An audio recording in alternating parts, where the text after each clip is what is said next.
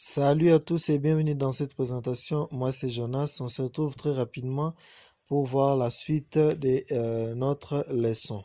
Adressage IP version 4. Dans la vidéo précédente, nous avons eu à faire une petite mise au point sur l'adressage et nous avons vu déjà la classe A. Ok, voilà. Retenez que lorsqu'on vous donne une adresse IP, par exemple 45.0.0.254. On vous demande cette adresse appartient à quelle classe. Directement, dans votre tête, vous vous dites la classe A part des 0 à 127 et la plage utilisable c'est de 1 à 126. Or, le premier octet de l'adresse qui est donné donc 45.0.0 etc. 45 appartient à la plage de la classe A, donc de 1 à 126. Vous répondez directement qu'il s'agit bien entendu de la classe, d'une adresse de la classe A. Aujourd'hui, nous allons voir la classe B. Ok, la classe B, sa plage c'est de 128 à 191. Ok, le masque des sous-réseaux cette fois-ci est de 2 fois 255.0.0. Donc, vous l'aurez deviné, pour toute adresse de la classe B, nous avons la partie réseau qui est représentée par des octets et la partie haute qui comprend aussi des octets. Pourquoi? Parce que c'est ce que le masque des sous-réseaux nous dit. Ok?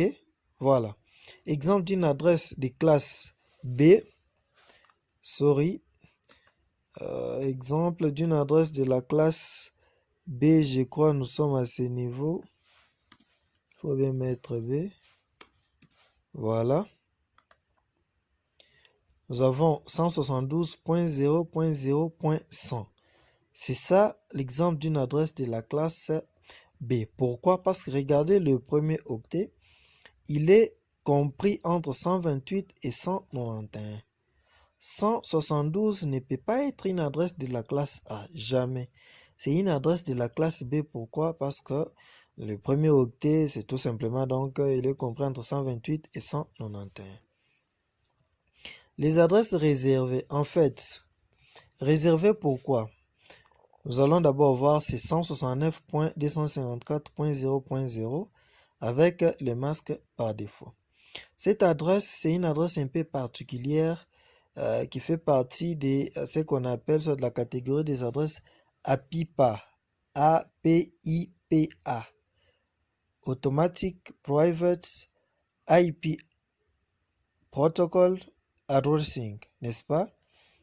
Donc, c'est une adresse que les systèmes d'exploitation donnent automatiquement à un ordinateur au cas où le serveur DHCP est inaccessible ou injoignable. Donc, faites pause et vous allez réécouter cette partie. Donc, si vous prenez votre ordinateur, votre téléphone, votre imprimante, vous allez activer l'option d'obtention automatique des adresses IP, c'est le DHCP. Si le serveur DHCP n'existe pas au sein de votre réseau, vous aurez l'adresse du genre 169.254.100.50 par exemple. Soit si le serveur DHCP existe au sein de votre réseau et qu'il est injoignable, inaccessible pour une panne quelconque et que vous avez voulu obtenir les adresses automatiquement via le serveur DHCP bien sûr, vous aurez une adresse dans la plage 169.254.0.0.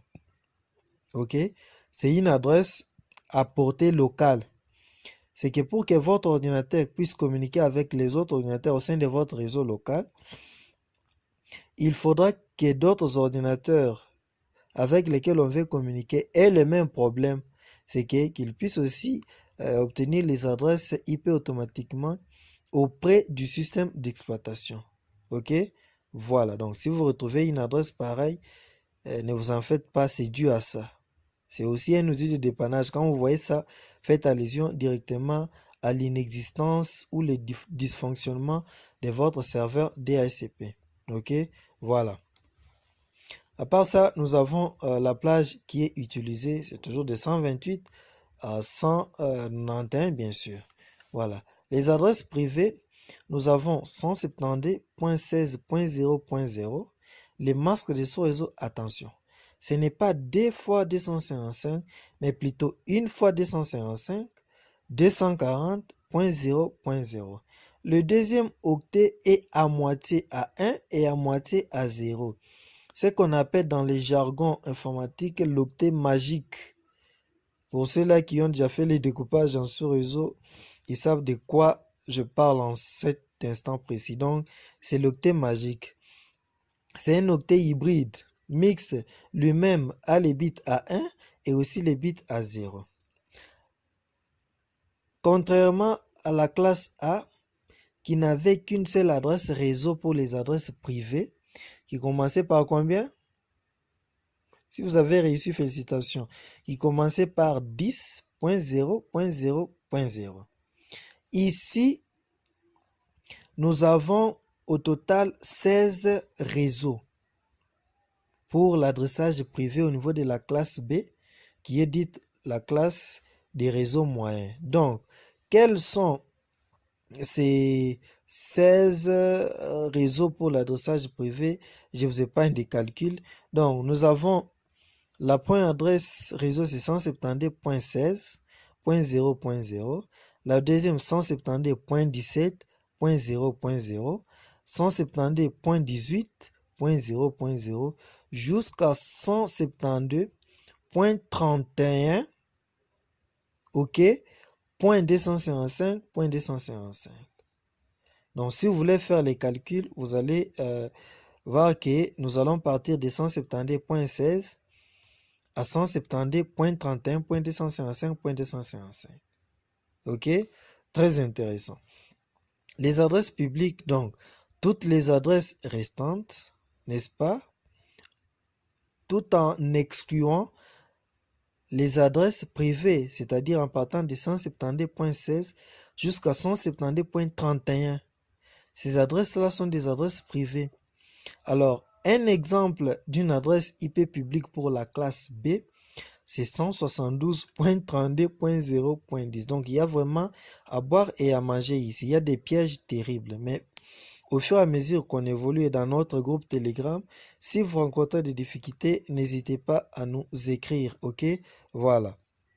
Donc, si on vous donne une adresse du genre 170.15.0.0, on vous demande cette adresse est-elle publique ou privée? C'est une adresse publique. Parce que 170.15 ne fait pas partie de la plage d'adresse IP privée pour la classe B. OK, merci. Nous passons à la classe suivante, la classe C.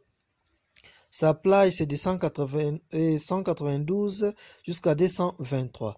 Le masque des sous-réseaux, cette fois-ci, c'est 3 fois 255 et le dernier octet est à 0, ce qui représente la partie haute, la partie dans laquelle on va prendre les numéros pour attribuer aux ordinateurs, à tous les périphériques réseau, quoi. Exemple d'une adresse des classes B, excusez-moi, des classes C plutôt, cette erreur, vous voyez, c'est ça l'inconvénient de copier-coller. Donc, j'ai fait un slide et j'étais en train juste de faire du copier-coller. Voilà, classe C. Voilà, 192.168.0.100. Ça, c'est une adresse dot qu'on peut configurer sur l'ordinateur, machin. Adresse réservée, en fait, il n'y a pas vraiment d'adresse réservée. Mais faites aussi des recherches, peut-être que ça a été déjà mis à jour, on ne sait pas. La plage d'adresse utilisable, c'est de 192 à 223. OK? Voilà. Adresse privée, nous avons un seul réseau, 192.168.0.0. Attention, c'est 2 fois 255 et non 3 fois 255. Mais le masque par défaut de la classe C, c'est 3 fois 255. Tandis que pour les adresses privées, c'est 2 fois 255. Pourquoi? Parce qu'on a voulu augmenter aussi le nombre dots, n'est-ce pas? Voilà. Les adresses publiques, donc, si vous ne voyez pas une adresse qui commence par 192, 168, dites-vous directement que c'est une adresse IP publique, exemple 193, .0.0.40. Ça, c'est une adresse que vous pouvez retrouver sur Internet. La classe suivante, c'est la classe D, dite la classe des multidiffusions. OK? La classe C, c'est la classe utilisée pour les petits réseaux, n'est-ce pas? Voilà. Et là, nous sommes en face de la classe D, qui est une classe plutôt de multidiffusion. Masque de sous-réseau, il n'y a pas de masque. Vous l'aurez deviné, c'est que dans la classe D, vous avez une adresse de la classe D, il n'y a pas de partie réseau, il n'y a pas de partie haute. C'est une adresse utilisée pour le multicast, le multidiffusion. Envoyer un message qui quitte un ordinateur vers plusieurs ordinateurs. OK, voilà. Exemple, nous avons l'adresse 224.0.0.10. Nous sommes déjà au niveau de la classe D. Voilà.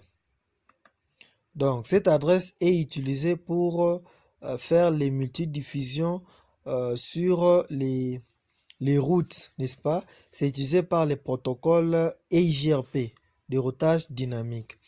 Exemple, voilà, nous avons les deux adresses 224.0.0.5 et 224.0.0.6. C'est utilisé par le protocole de routage dynamique OSPF pour les mises à jour des routages. Donc, c'est pour la multidiffusion.